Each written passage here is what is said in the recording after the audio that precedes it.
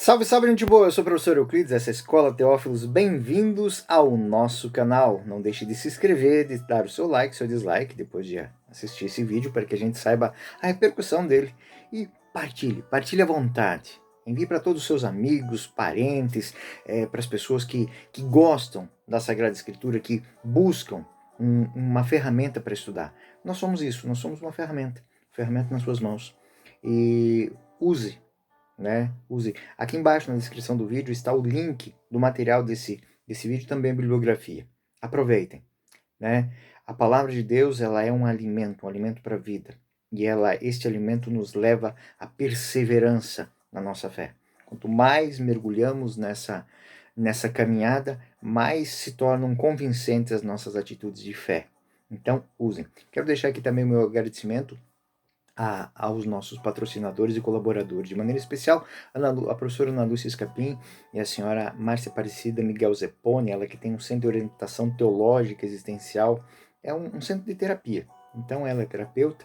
Eu deixo o contato dela aqui embaixo, para quem tiver interesse, buscar um auxílio, iniciar uma caminhada de autoconhecimento. Bom, gente boa, eu quero também deixar o agradecimento a todos aqueles que fazem, do nosso canal esta ferramenta e fazem isso de forma anônima. Muito obrigado pelo seu patrocínio e pelas suas orações. Bom, gente boa, nós vamos situar o nosso estudo no capítulo 15 hoje.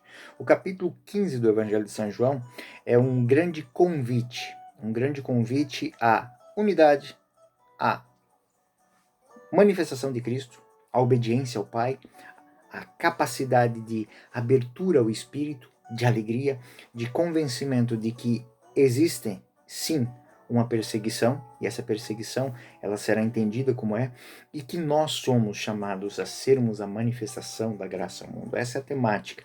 O capítulo 15, ele trata de uma temática que ela é interessante, porque, embora o tema da verdadeira videira seja aparente, seja muito próprio aqui, nós não vemos Jesus, ele estava reunido com os apóstolos, houve a ceia, saiu com eles e agora existe o discurso.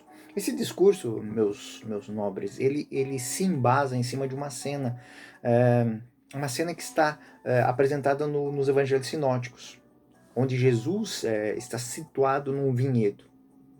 Mas nós não vemos essa narração do Vienne, então nós não podemos chamar ela de parábola, mas sim de uma alegoria. O que é uma alegoria? É quando eu uso uma imagem e dessa imagem eu vou pensando as comparações.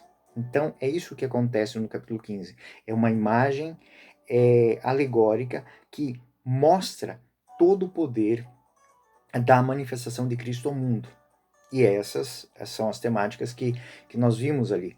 Ou seja, a unidade, a configuração ao Cristo, a obediência ao Pai, a recepção do Espírito, a alegria, um estudo sobre a perseguição e, por fim, a manifestação da graça ao mundo. É isso que vai fazer parte do nosso estudo de hoje. Capítulo 15, versículo 1. Eu sou a verdadeira videira. Meu Pai é o agricultor. Todo ramo que não der fruto em mim, ele o cortará.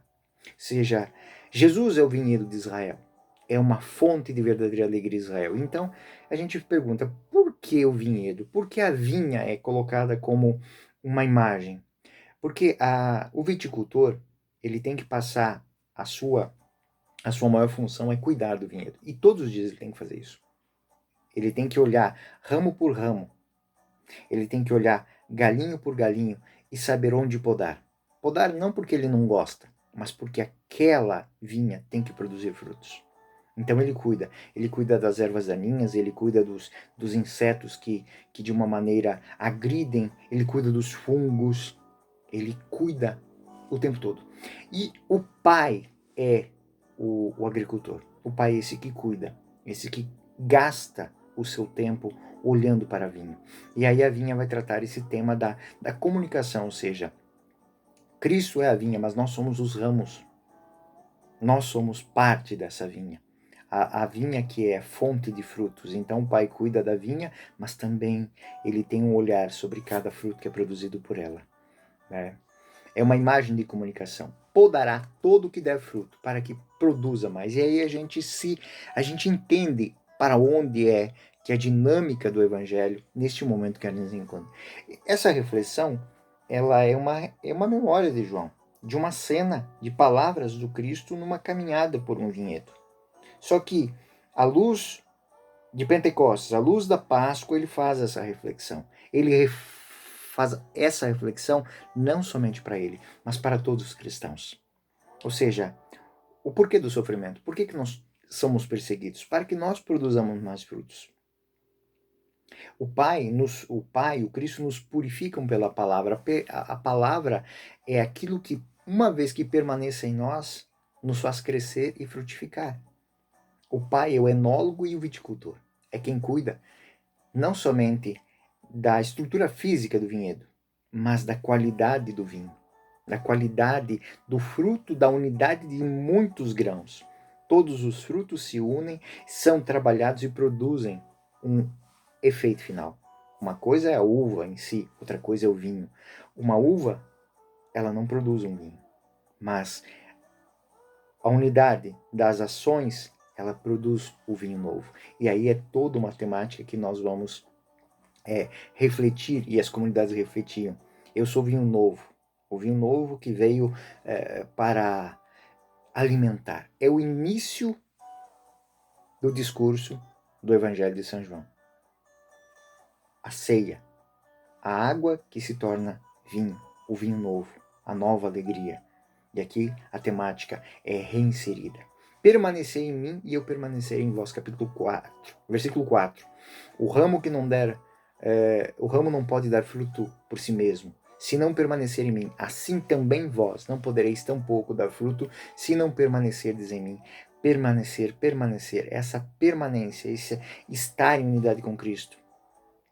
Como é que a gente entende essa tradução? De uma maneira simples. Quem dá fruto juntou-se a Cristo. Você dá frutos? Então está comigo. Contudo, é necessário que haja consciência de que sozinho nós não podemos fazer nada. E aqui vem algo muito interessante para a nossa reflexão. Muitos são aqueles que, no primeiro momento, conhecem Cristo, são batizados, acreditam, e depois se apropriam disso como se eles fossem a fonte da graça e da glória.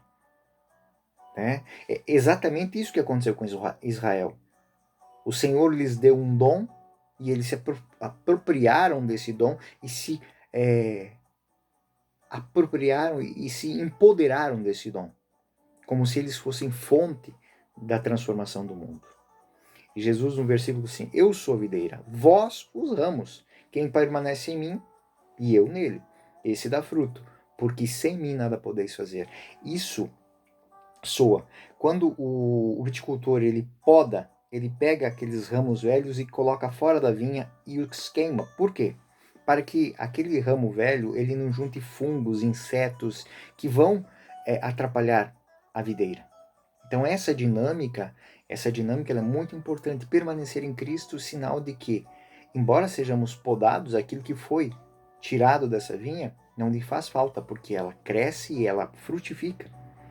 Então, a vinha, ela não está ali para produzir galhos, ramos secos, ramagem.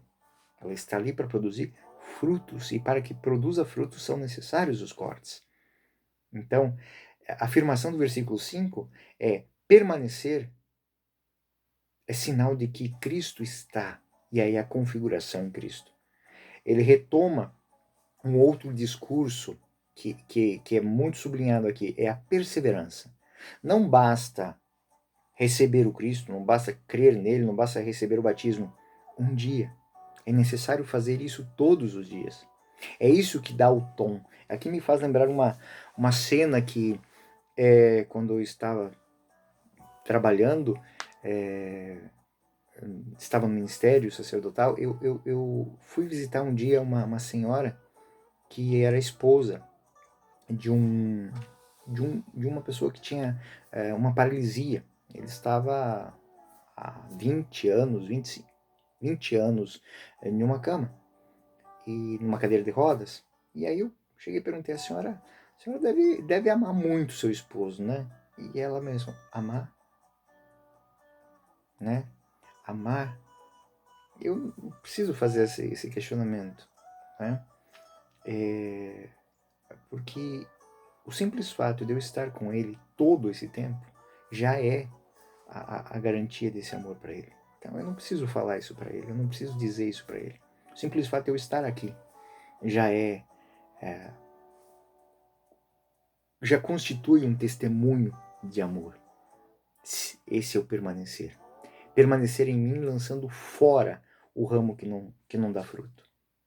Então, essa é a dinâmica que o Evangelho tem. São João quer que os cristãos reflitam. Amar é um fato, mas não é uma fonte que não é uma condição sine qua non para que eu permaneça. Permanecer é um ato de vontade. O ser amado por Deus é o fato inicial, mas continuar nesse amor é uma decisão própria. Esse dom da nova capacidade de amar é indispensável para começar, mas a perseverança cotidiana ela é fruto de um trabalho contínuo de pertença. É nisso que o Pai é glorificado, porque Ele deu o primeiro passo, mas ao encontro do primeiro passo fomos nós e permanecemos nisso. Como o Pai me ama, assim também eu vos amo. Permanecei no meu amor. A palavra permanecer nesse evangelho ela é citada mais de 10 vezes. São João apresenta o conceito implícito da nossa fé em todos os tempos. Sendo assim, deve ser claro que para quem quiser ser verdadeiramente cristão não basta amar, é necessário permanecer do amor, ou seja, não basta entrar na nova dinâmica da graça do amor. É necessário permanecer em comunhão de vida com Jesus. Eu sou a videira, vós os ramos. E aí entra a grande dinâmica. Não é simplesmente estar unido a Cristo, mas estar unido à igreja. É estar unido à vinha. Se guardares os meus mandamentos, sereis constantes no meu amor. Como também eu guardei os mandamentos do Pai e persisto no seu amor. O que serviu, o que Cristo viveu, é ensinamento contínuo para o cristão. Independente das perseguições, das lutas, manter-se fiel. Em alguns momentos, nós pensamos assim, poxa, mas Jesus podia dar um passa fora nesses indivíduos, né? Não, a missão dele era anunciar. E aí, versículo 11 é muito bonito. Disse-vos essas coisas para que a minha alegria esteja em vós, e essa alegria seja completa. E aqui é o segundo tema, né? O outro grande tema deste capítulo 15. A finalidade final da revelação de Jesus Cristo é a alegria do homem. Ele vai lá dizer, o Evangelho de Mateus sinóticos, eu me aproprio dele para falar aqui, bem-aventurados sois vós. Bem-aventurados sois vós. Essa bem-aventurança, essa alegria, é fonte de quem tem consciência de que tem um propósito. Jesus revelou a Deus não para criar um fardo para os homens, nem para torná-lo mais culto, mas revelou Deus para que o homem seja feliz. Ou seja, a consciência de que Deus age em nós, está em nós e trabalha em nós, e para que nós possamos tornar o mundo melhor, é a fonte de alegria. Muitas pessoas vão passar a vida inteira e não vão entender isso. Por quê? Porque podem ter feito experiências de amor, como o povo de Israel fez no deserto. Fez experiência de amor, mas eles não aderiram e não permaneceram. Se nós olharmos para a Sagrada Escritura, todo o Antigo Testamento é marcado disso. Fidelidade e infidelidade, fidelidade e infidelidade. O que distingue o cristão de um outro crente, de uma outra coisa qualquer, deve ser a constância. A minha palavra de amor proclamada hoje, ela será proclamada amanhã até o final dos tempos. É o trabalho que Jesus mostra. Não existe para ele uma palavra dúbia que é dita num dia e no outro dia já não tem valor. O que ele diz hoje, ele cumpre até o final. Até a sua glorificação final. Ele torna o cristão alguém que compreende profundamente essa unidade. Essa proposta de amor que ele tem. Versículo 12, 13 e 14 vão falar disso. Este é o meu mandamento, amai-vos uns aos outros como eu vos amo. Ninguém tem maior amor do que aquele que dá a vida pelos amigos. Vós sois meus amigos, se fazer o que eu mando. Então, nós também temos que dar a vida.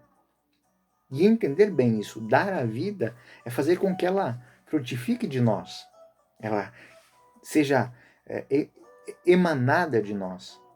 E aí são as nossas atitudes, são os nossos pensamentos, são as nossas convicções.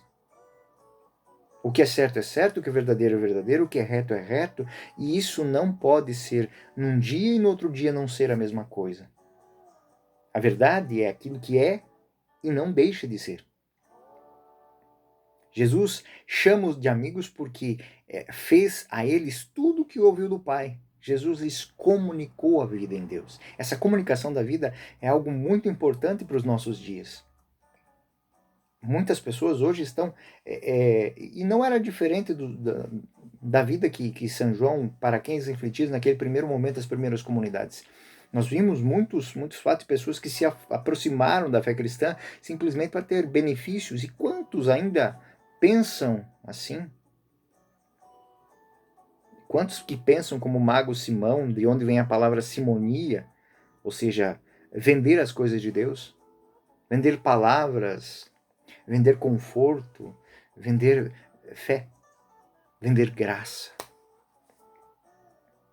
Quantos são aqueles que não que fazem aquilo que lá nos Atos Apóstolos é narrado, que escondem os seus dons da comunidade, que tiram uma parte, não, essa aqui é para mim, isso aqui é para os momentos que eu tiver sozinho, e não colocam todos os seus dons à disposição da comunidade. É uma grande reflexão sobre como é que nós somos cristãos. Que qualidade de cristão? Porque o cristão que não tem essas qualidades que são descritas aqui é podado, tirado, colocado fora para não corromper o resto da comunidade, o resto da vinha. Por quê? Porque a vinha é o Cristo. É o Cristo que pulsa em cada cristão, através do poder do Espírito, pela vontade do Pai, que é quem zela, cuida, mas também faz um olhar sobre a qualidade disso, a qualidade desse cristão. Não vos chamo de servos, versículo 15. O servo não sabe o que faz o seu Senhor. Jesus deixa bem claro para os seus apóstolos o que aconteceu com eles enquanto ele estava, o que vai acontecer com ele e o que vai acontecer com eles após a sua partida.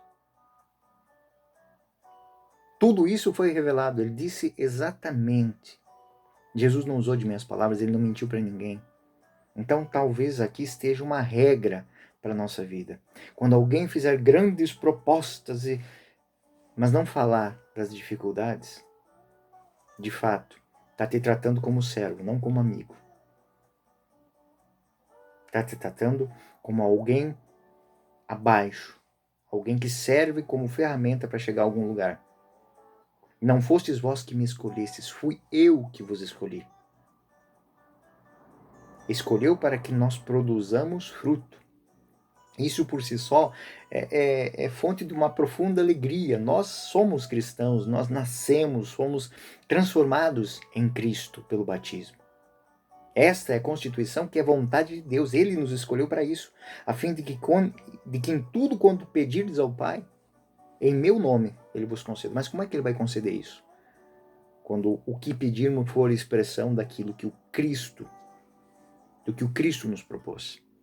Jesus deixa claro aos cristãos, e essa é a explicação porque essa temática está aqui. É o primeiro passo, o Cristo vir ao nosso encontro. Mas o segundo passo é de acolher o seu propósito, acolher o seu projeto e permanecer todos os dias, custe o que custar. Meu mandamento é esse: amei-vos uns aos outros.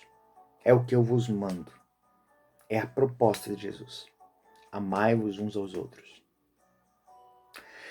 E como isso nos fará diferentes, nos transformará, nos configurará o Cristo, aquilo que aconteceu com o Cristo também vai acontecer conosco. O capítulo 15 contém um aviso sobre as perseguições por parte do mundo. Como Jesus foi o primeiro odiado pelo mundo, agora é a vez do discípulo. Aquilo que ele respondeu: onde eu vou agora, nós não podemos ir agora, mas irão depois. Ele diz isso a Pedro, diz isso aos apóstolos. E na cena, no horto, Jesus os livra daquele sofrimento naquele primeiro momento.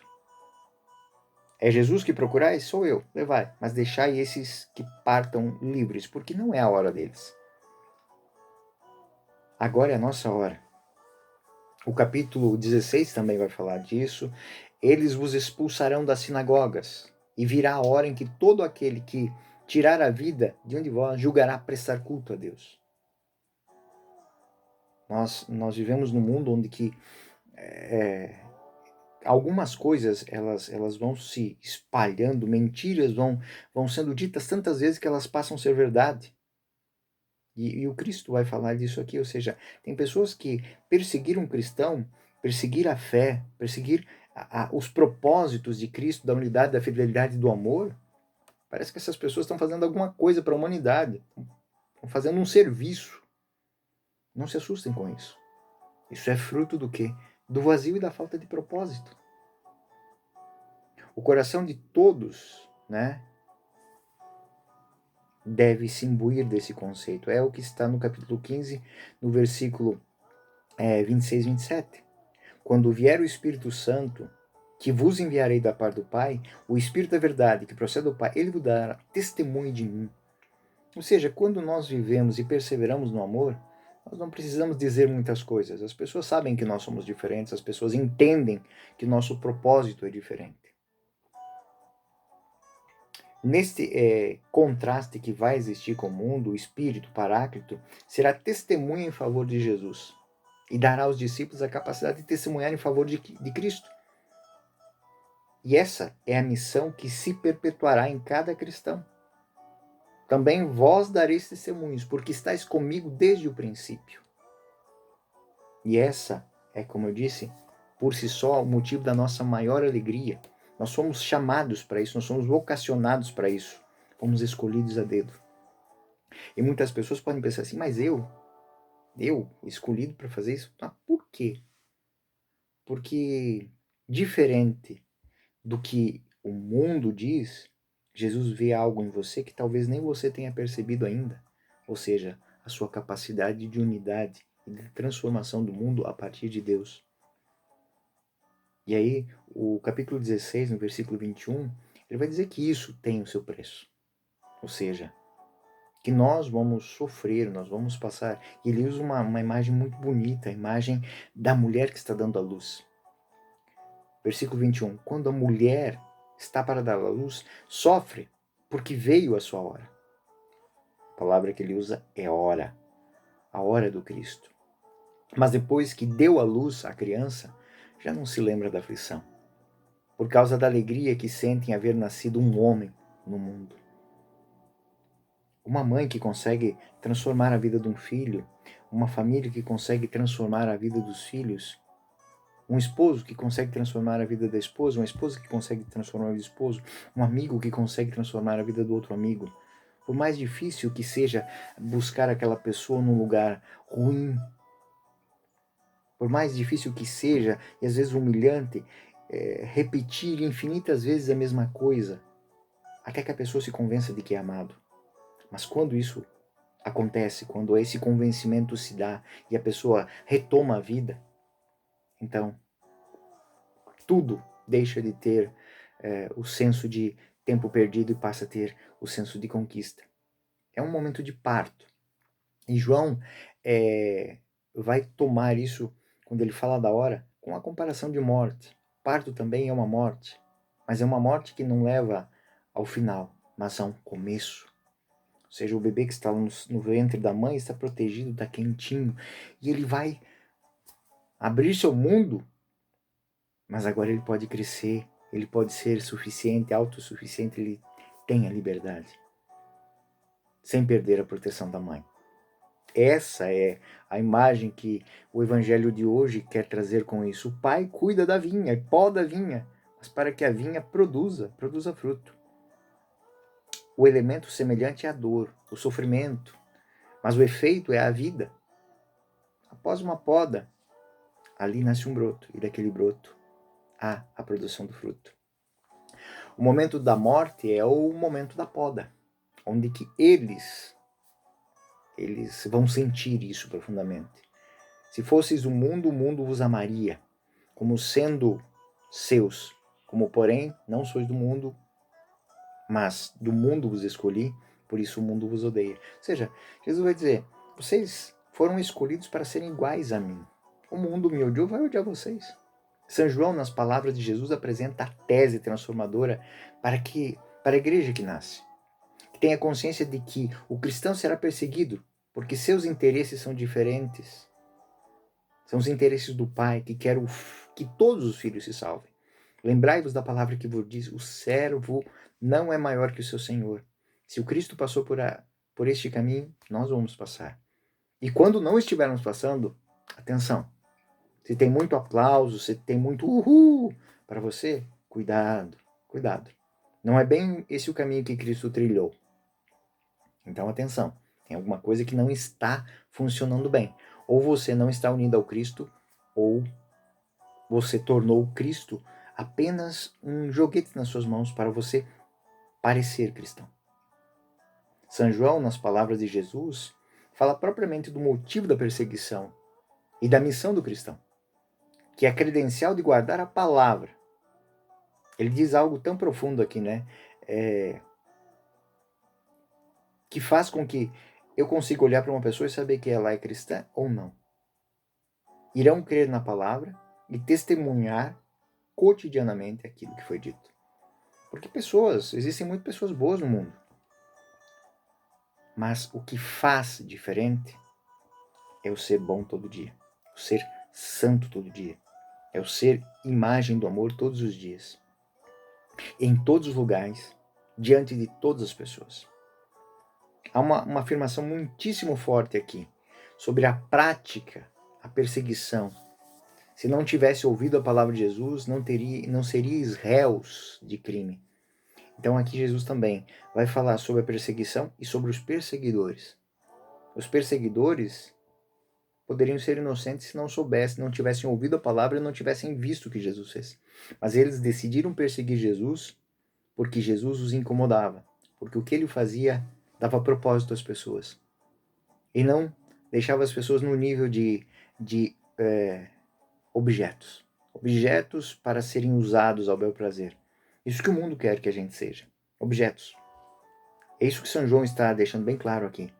Eles odeiam a Cristo, odeiam o cristão, mas sem motivo. O motivo do cristão existir, de Cristo ter vindo ao mundo, é a salvação deles. Mas eles não querem. Por quê? Porque eles não têm essa visão ampla de propósito. A vida deles, ela vai passar. Ela vai terminar. Como se a glória que eles conseguiram no mundo lhes garantisse a glória eterna. Então, estamos na cena do pecado original. O pecado original que se perpetua. Ou seja, estamos trocando tudo por uma proposta mentirosa, que sussurra nos nossos ouvidos como se aquele é o melhor caminho.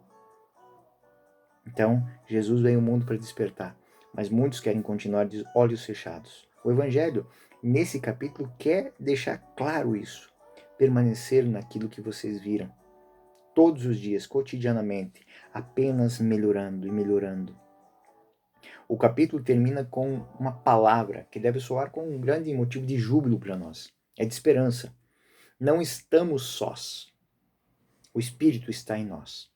E nos fortalece na verdade. Ele é a seiva que caminha por dentro dessa grande videira que é a igreja. No qual Cristo está presente em todos os ramos, produzindo fruto. E o que dá testemunho é a perseverança em Cristo. Eu não posso ser cristão aqui e ser pagão ali. Eu tenho que ser cristão onde quer que eu esteja. Entre cristãos e entre pagãos. É a grande crítica que São Paulo faz a São Pedro, quando ele queria ser mais judeu do que cristão quando estava entre os judeus. E mais cristão quando estava longe dos judeus. E aí, opa! Não é isso que o Cristo. Eu tenho que ser quem eu sou e deixar que Ele seja em mim onde quer que eu esteja. Eu sou. Eu sou. Eu sou vem ao nosso encontro para que nós descobramos que Ele é em nós. Por isso a liturgia guarda essas palavras com tanto zelo. Prestem atenção. porque talvez você tenha dito elas muitíssimas vezes e não tenha se dado conta do poder que elas têm. E a teologia que está por detrás dessas palavras que eu vou dizer agora está nesse capítulo 15. Quem de nós já não ouviu, já não disse, e talvez ainda não meditou no que significa essas palavras? O Senhor esteja convosco. Ele está no meio de nós. Corações ao alto. O nosso coração está em Deus. Demos graças ao Senhor nosso Deus. É nosso dever e nossa salvação. A teologia por detrás dessas palavras da liturgia está no capítulo 15. Ou seja, Cristo está em mim, está em ti, está em todos nós.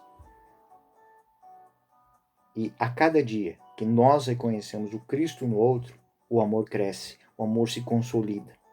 E isso vai incomodar as pessoas. Por isso, nosso coração não deve estar preocupado com o que pensam os outros, deve estar voltado para o alto. Como dizia Santo Agostinho num comentário ao Evangelho de São João, sursum corda, corações ao alto. Sursum corda, corações ao alto. O nosso coração não deve se afligir com as coisas do mundo, mas atrair as coisas do mundo para o alto. O nosso coração está em Deus. Corações ao alto, o nosso coração está em Deus. É lá que está a sede da nossa alegria, da nossa força, da nossa dedicação. É um ato de fé. E é por isso que nós, reunidos aqui, diante dele, damos glória a Deus. Porque esse é o nosso dever e a nossa salvação. Compreender isso, viver isso, ensinar isso, dar a vida por isso, é o nosso dever e a nossa salvação. Isso nos dá unidade, fidelidade e permanência em Cristo. Isso nos faz produzir frutos. E é vivendo isso que o Espírito se manifesta no mundo e torna eficaz cada palavra que eu digo, cada atitude que eu tenho, cada pensamento que eu proponho. Esse é o sacerdócio fundado no amor. Que sejam um. Esse é o tema da nossa próxima lição. Fiquem com Deus, o Senhor esteja convosco e permaneça conosco. Eu sou o professor Euclides, essa é a Escola Teófilos. Bem-vindos ao nosso canal. Até o próximo vídeo. Fiquem com Deus.